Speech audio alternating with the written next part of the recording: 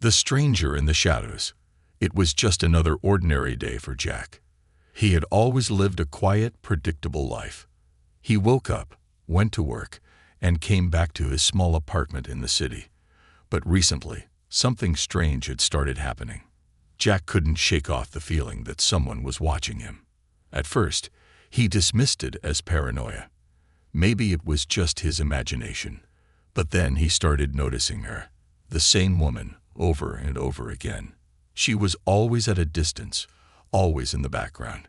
She didn't stand out much, but her presence was hard to ignore. Long black coat, hood pulled low, and a gaze that seemed to pierce through him even from afar. Jack couldn't figure out why, but something about her felt wrong. It began at the subway station. Jack was waiting for his train when he spotted her standing at the other end of the platform. Her face was partially hidden, but her glowing blue eyes caught his attention. He thought it was odd, but he brushed it off. Maybe it was some new kind of contact lens. The next day, Jack saw her again, this time outside his favorite coffee shop. She wasn't doing anything suspicious, just standing there, pretending to look at her phone. But Jack knew. She was watching him. He tried to catch her eye, but she quickly turned away and disappeared into the crowd. Days turned into weeks, and the pattern continued. Jack began noticing her everywhere, outside his workplace, near his gym, even standing across the street from his apartment at night. The more he saw her, the more uneasy he felt. He couldn't focus at work, couldn't sleep properly. Who was she? Why was she following him? One night, Jack decided he had enough. If she was going to follow him, he was going to confront her. He waited near the entrance of his building, pretending to be on his phone. Sure enough, she appeared, standing under a streetlight across the road. Jack took a deep breath and started walking toward her. But as he got closer, something strange happened. She stepped back into the shadows, and before Jack could reach her, she was gone. It was as if she had vanished into thin air. Jack's heart pounded. He wasn't imagining things. This was real, and it was getting weirder by the day. The next morning, Jack found something unusual. As he reached into his jacket pocket, he pulled out a small folded piece of paper. He frowned. He didn't remember putting anything in his pocket. Slowly, he unfolded the paper, and his stomach turned. The note had only 3 words written in a neat, unfamiliar handwriting. "You are important." Jack's hands trembled. Important? To whom? For what? He looked around his apartment, but everything seemed normal. No signs of a break-in, no clues about how the note had ended up in his pocket. His thoughts raced. Could she have slipped it in? But how? Later that day, as Jack walked to work, he couldn't shake the feeling of being watched. He turned his head quickly, scanning the street. There she was again, standing by a bus stop, pretending to wait. Jack locked eyes with her for a brief moment. This time, she didn't turn away. Her blue eyes seemed to glow faintly, even in the daylight. A chill ran down his spine.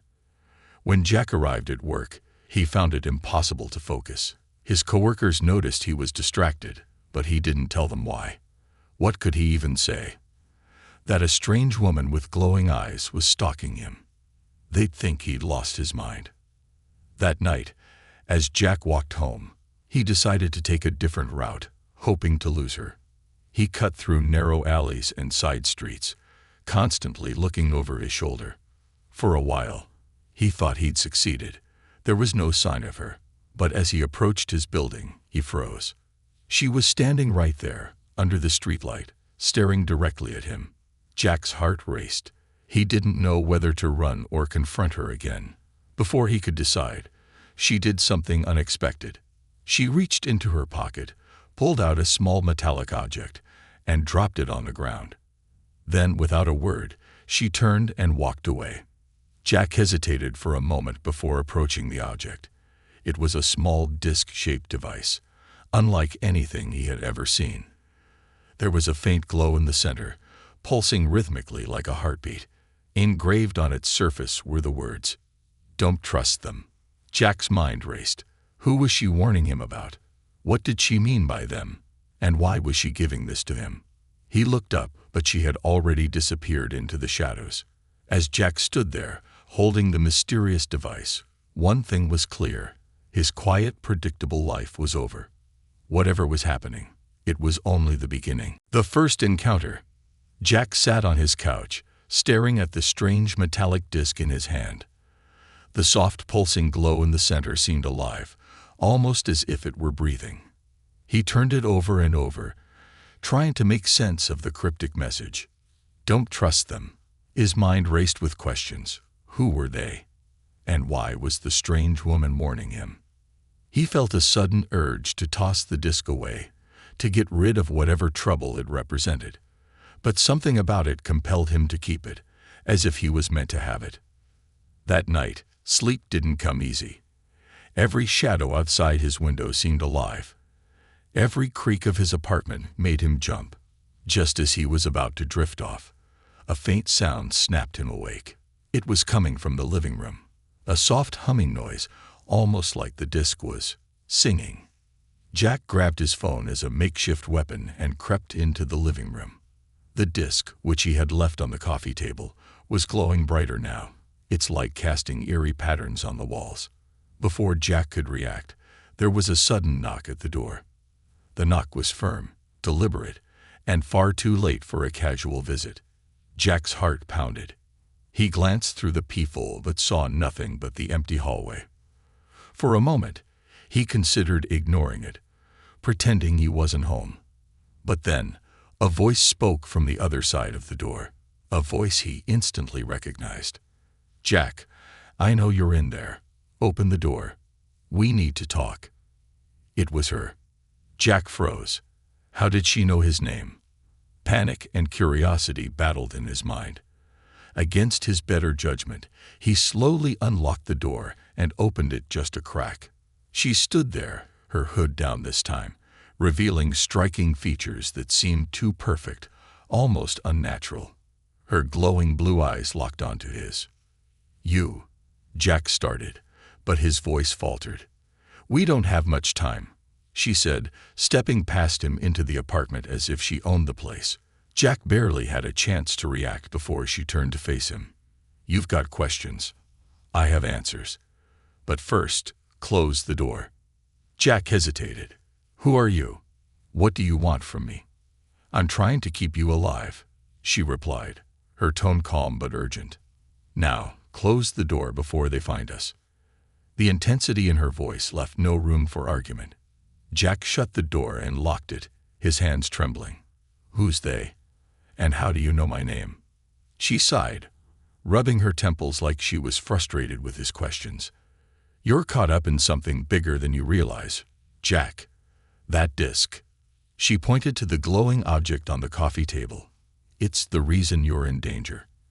And I'm the only one who can protect you." Jack crossed his arms, trying to hide how scared he was. "You've been following me for weeks. You break into my apartment, and now you want me to trust you. Why should I?" The woman's expression softened for a moment. "Because if I wanted to hurt you, I would have done it already." That wasn't exactly comforting, but Jack couldn't argue with her logic. "What's so special about the disc? And how did it end up with me?" The woman hesitated, as if deciding how much to reveal. "It's not just a disc. It's a piece of alien technology. Very old, very powerful.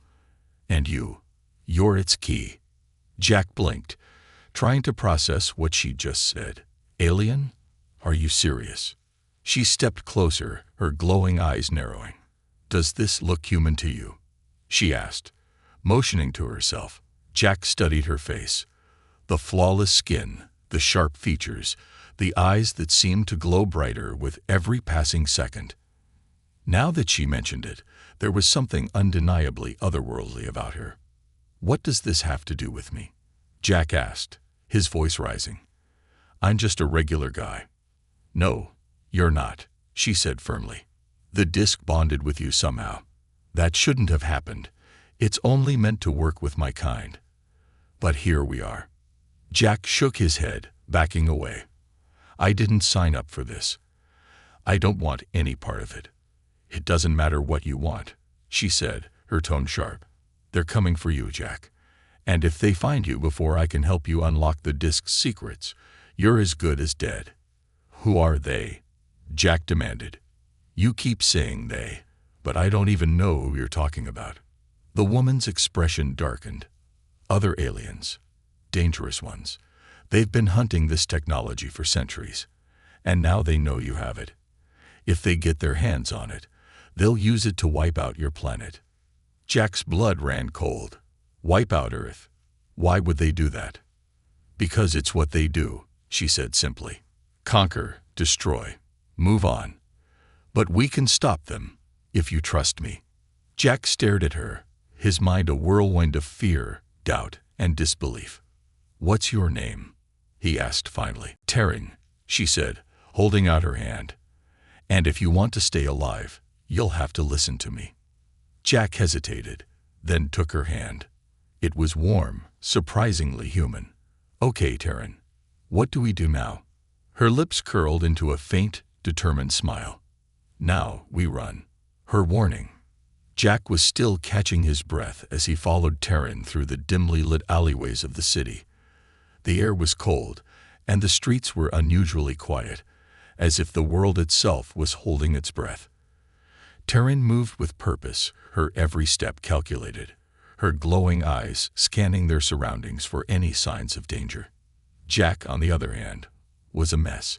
His heart pounded, his mind swirled with questions, and his legs struggled to keep up with her. He clutched the mysterious disk in his hand, its faint pulsing light a constant reminder of the chaos that had taken over his life. Can we stop for a second?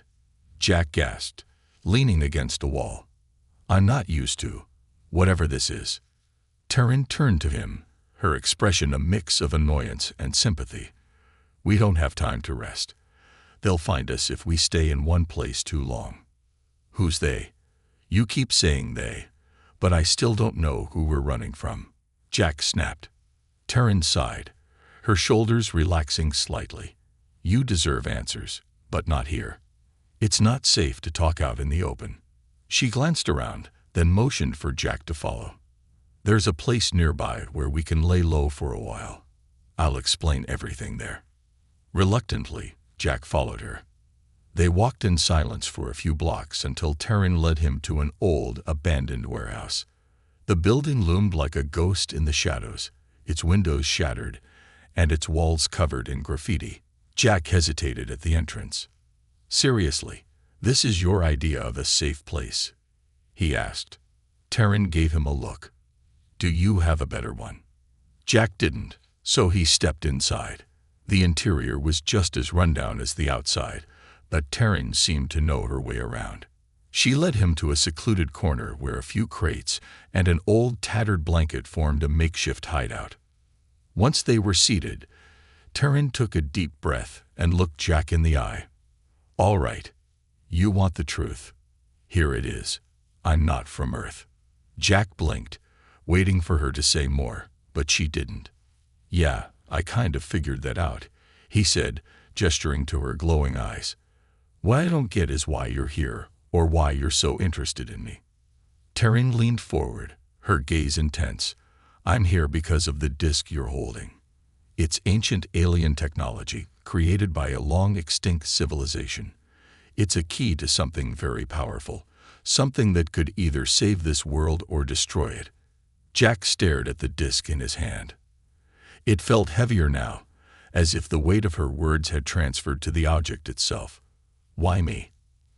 I didn't ask for any of this. You didn't have to, Taryn said. The disk bonded with you. It chose you, Jack. I don't know why, but that makes you important, dangerously important. Jack let out a bitter laugh. Great, so now I'm some kind of chosen one. This just keeps getting better. Taryn ignored his sarcasm. There's more. The ones chasing us. They're not just after the disk. They're after you. As long as you have it, they'll hunt you down. Who are they? Jack asked, his voice trembling. What do they want? They're called the Crawl, Taryn said, her tone dark. A race of conquerors. They move from planet to planet, stealing resources, enslaving populations, and leaving nothing but destruction in their wake. They've been searching for this technology for centuries, and now they've found it. Because of you. Jack swallowed hard. So, what? They're going to invade Earth because of this thing. They'll do worse than that, Terran said. The disk doesn't just hold information, it holds power. The Crawl want to use it to activate a weapon hidden somewhere in the galaxy. If they succeed, no one, not Earth, not anyone, will be able to stop them. The room fell silent. Jack stared at Terran, trying to process everything she had just told him. It sounded insane, like something out of a bad sci-fi movie. But the look in her eyes, the urgency, the fear, made it hard to dismiss. So, what's your role in all this? Jack asked finally. Why are you helping me? Terran hesitated, her glowing eyes dimming slightly. Because I know what the Crawl are capable of. My people, we've suffered because of them. I couldn't stop them before, but maybe, just maybe, I can stop them now. Jack frowned. Your people? Who are you, Terran? She looked away, her jaw tightening. I was a princess, once. From a world that doesn't exist anymore. The Krell destroyed it when I was a child. I've been running ever since, trying to find a way to fight back. Jack felt a pang of sympathy, but kept his voice steady. And what's your plan?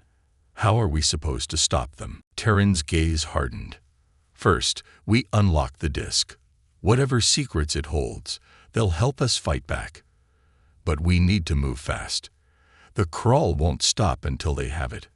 Jack nodded, though he didn't feel confident. Okay, but if we're going to do this, you need to promise me something. What? Terran asked. No more half-truths. If we're in this together, I need to know everything. No more surprises. Terran hesitated, then extended her hand. Deal. Jack shook her hand, her grip firm and steady. For the first time since this nightmare began, he felt a sliver of hope. But deep down, he knew the worst was yet to come. The chase begins. The faint hum of the disk echoed in the silence as Jack and Terran sat in the dim corner of the abandoned warehouse. Jack's nerves were on edge, every creak of the old building making his heart race. He had too many questions and not enough answers, but one thing was clear. His life was no longer his own. Suddenly, Terran tensed. Her glowing eyes narrowed as she tilted her head, listening intently. Jack didn't hear anything at first, but then it came. The faint, rhythmic sound of boots on pavement. They found us, Terran whispered, her voice tight with urgency. Jack's stomach dropped. Who? The Crawl? No. Worse, she said, standing quickly and grabbing a small device from her belt. They're hunters. They're not like me, Jack. They're faster, stronger, and they won't stop until we're dead. Jack's pulse skyrocketed. What do we do? Terran tossed him a small metallic bracelet. Put this on. It'll cloak your heat signature for a while, but it won't last long. Jack fumbled with the bracelet as Terran moved to the doorway. Peeking outside, she cursed under her breath. They got us surrounded. Jack joined her, his breath catching when he saw the figures moving in the shadows outside. Tall, humanoid shapes with sleek, black armor that shimmered like liquid. Their movements were unnaturally fluid, almost like they were gliding instead of walking. We can't fight them, Terran said, pulling Jack back. Not yet. We have to run. Jack nodded, fear gripping his chest. Where do we go? There's a safe house a few miles from here, Terran said, already scanning the room for an escape route. If we can make it there, we might have a chance. Before Jack could respond, the sound of glass shattering filled the air. One of the hunters had smashed through a window and was now inside the warehouse. Its glowing red eyes locked onto Jack immediately. Move, Terran shouted, shoving Jack toward the back of the warehouse. She raised her device, and with a sharp click, it transformed into a compact weapon. The blue pulse of energy shot out, striking the hunter square in the chest. It stumbled but didn't fall. Jack didn't need to be told twice. He sprinted toward the back exit, the disc clutched tightly in his hand. Taryn was right behind him, firing at the pursuing hunters. The sound of their heavy footsteps grew louder, closer. As they burst through the back door, the cold night air hit Jack like a wall. The alley was narrow and littered with debris, but there was no time to hesitate. Taryn grabbed his arm and pulled him forward. "This way," she yelled, leading him down the twisting maze of alleys. Jack's lungs burned, and his legs felt like lead, but adrenaline kept him moving. Behind them, the hunters gave chase. Their movements were terrifyingly efficient, their footsteps impossibly quiet despite their size. Jack glanced back and instantly regretted it. One of the hunters leaped onto a nearby wall, climbing it like an insect before launching itself toward them. "Down!" Taryn shouted, tackling Jack to the ground just as the hunter landed where they had been standing moments before. She fired another energy blast, this one striking the hunter's head and causing it to collapse in a heap. "Get up," she urged, pulling Jack to his feet. "They won't stay down for long." They rounded a corner and found themselves on a busy street. Cars zipped by, their headlights casting fleeting shadows. The normalcy of the scene felt surreal against the chaos they were fleeing. "Blend in," Taryn instructed, lowering her hood and adjusting her coat to hide her otherworldly features. Jack did his best to act casual, though his heart was hammering in his chest. The hunters didn't follow them onto the street, but Jack knew it wasn't over. "Why aren't they chasing us?" he whispered. "They're regrouping," Taryn said grimly. "They'll come back stronger." They moved quickly, weaving through the crowd. Jack noticed Taryn constantly scanning their surroundings, her body tense like a coiled spring. "The safe house," she said finally. "It's just a few blocks away." They reached an unmarked door tucked between two old buildings. Taryn pressed her hand against a hidden panel, and the door slid open with a quiet hiss. She shoved Jack inside and followed, sealing the door behind them. The safe house was a stark contrast to the grimy exterior. The room was filled with alien technology, sleek consoles, glowing panels, and a large holographic map that flickered to life as Taryn approached it. Jack collapsed onto a nearby chair, his chest heaving. What the hell just happened? "They escalated," Taryn said, pacing the room. "The crawl must have detected the disk's activation. They know we're close." Jack held up the disk. "This thing is putting a giant target on my back, isn't it?" Taryn nodded. "Yes, and as long as you have it, they'll keep coming." Jack's fear gave way to frustration. "Why me, Taryn? Why couldn't this thing choose someone else?" "Because it didn't," she said, her voice firm. "And now you have a choice to make. You can either run for the rest of your life, or you can help me fight back."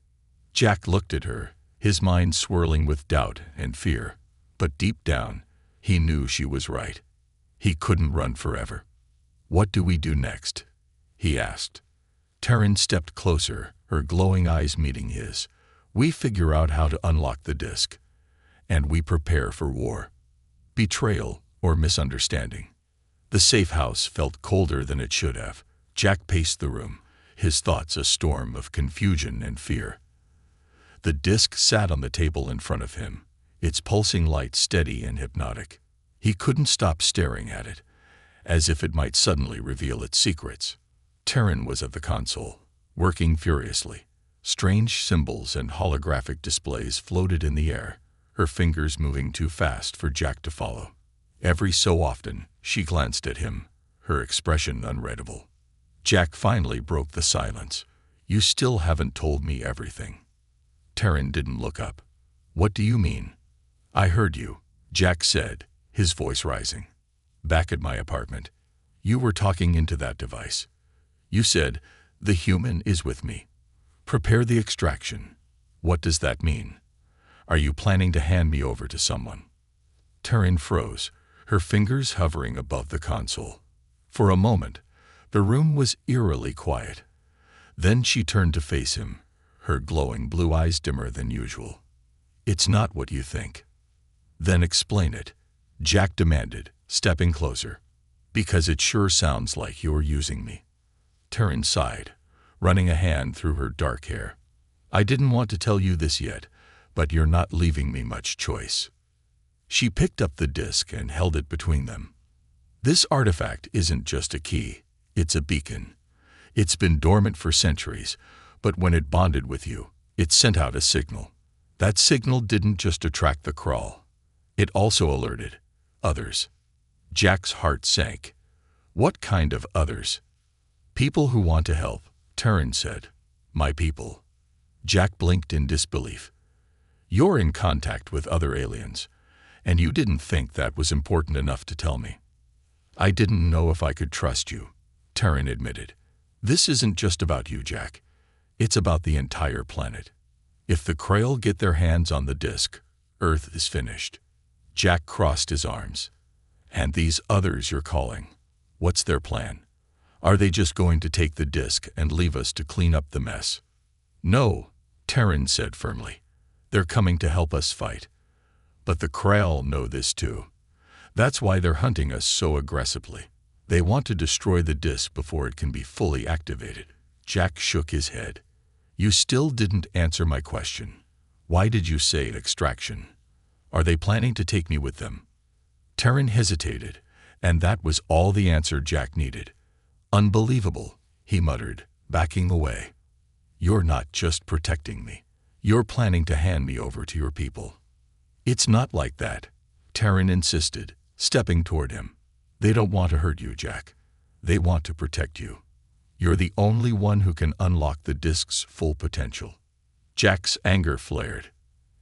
And what happens to me after that? Do I just become some kind of lab experiment?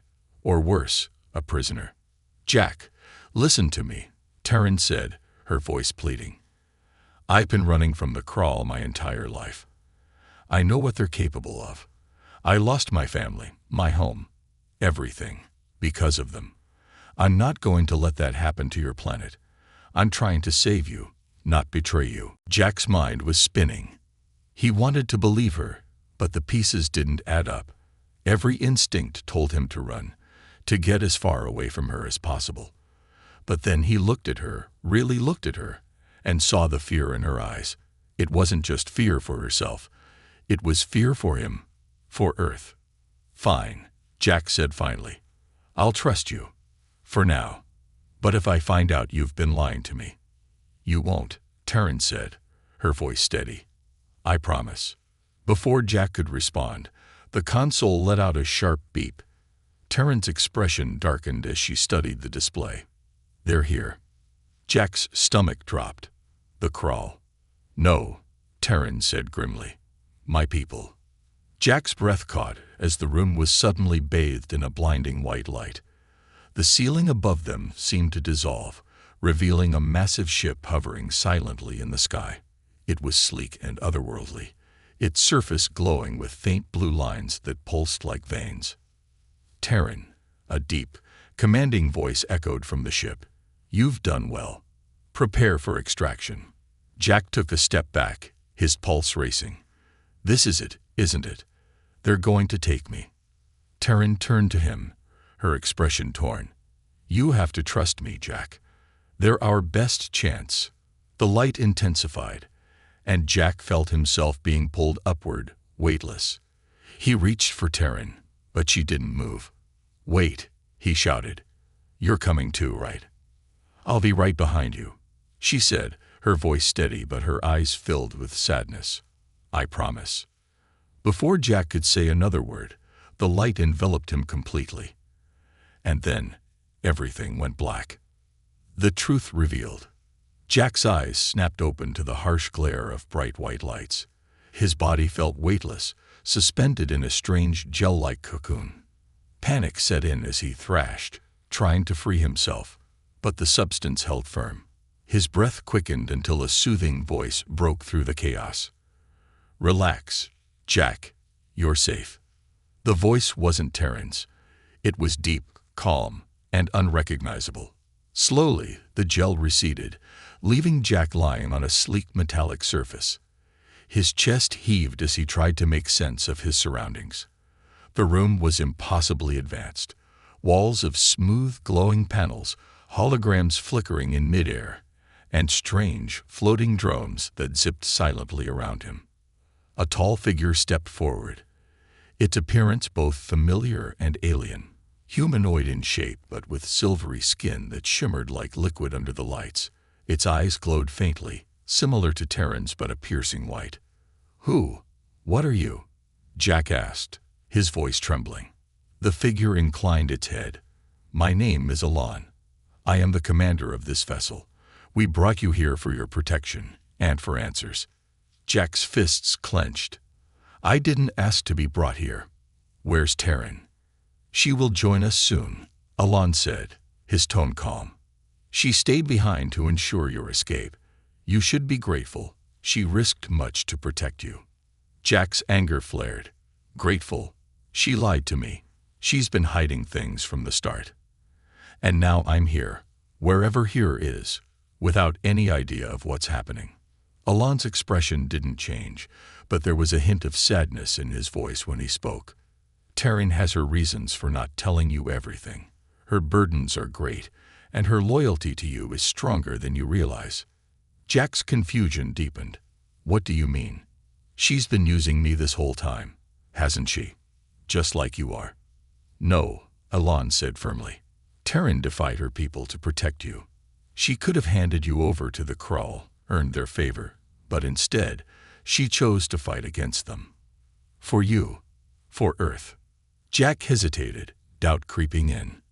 He didn't want to believe Alon, but something about the commander's words felt true. "What's so important about me?" Jack asked. "Why is everyone after this disc? I don't even know what it does." Alon stepped closer, his glowing eyes studying Jack carefully. "The disc is not just a key, it's a map. Embedded within it is the location of the Nova Beacon, an ancient device capable of immense power.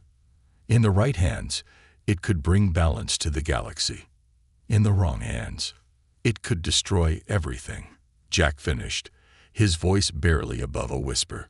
Alon nodded. "Precisely. The Krull has spent centuries searching for it. When the disc bonded with you, it activated the map. That's why the Krull are hunting you. They can't access the beacon without you." Jack sank into a nearby chair, his mind spinning. Why me? Why did it bond with me? "The disc chooses its host based on unique genetic markers," Alon explained. "Traits like resilience, courage, and the capacity for selflessness. You may not believe it, Jack, but you were chosen for a reason." Jack let out a hollow laugh. "I'm just a guy. I'm not a hero, or a warrior, or whatever you think I am. You've got the wrong person." "That's exactly why you were chosen," Alon said, his voice softer now. "The beacon doesn't need warriors. It needs someone who can see beyond power, someone who can make the right choice." Before Jack could respond, the door slid open and Terran stepped inside. She looked exhausted, her usually sharp features dulled by fatigue, but her glowing eyes lit up when she saw Jack. "You're alive," she said, relief washing over her. "Good." Jack stood, anger flaring again. "You've got a lot of explaining to do." "I know," Terran said, holding up her hands. "But first, you need to know what we're up against. The Krail fleet is on its way. If we don't activate the beacon before they arrive, Earth doesn't stand a chance." Jack stared at her, a storm of emotions boiling inside him. He wanted to yell, to demand answers, but the urgency in her voice stopped him. "So what do we do?" he asked finally. Terran glanced at Alon, who nodded. "We use the disc," she said. "It will lead us to the Nova Beacon. Once we're there, you'll have to activate it." Jack frowned. "And what happens after that?" "That depends on you," Alon said. "The beacon will amplify your will, your choices. You'll decide whether to use its power to protect, to destroy, or to do nothing at all." "No pressure, right?" Jack muttered, rubbing his temples. Terran stepped closer, her voice softer now. "Jack, I know I haven't been honest with you, but I need you to trust me now. Everything I've done was to keep you safe, to keep Earth safe." Jack looked into her glowing eyes, searching for any sign of deception. All he saw was sincerity and something else. Regret. "Fine," he said at last. "I'll help. But if you're lying to me again—" "I'm not," Taryn interrupted. "This time, you'll know everything." As the ship's engines roared to life, Jack felt the weight of the disc in his pocket, heavier than ever.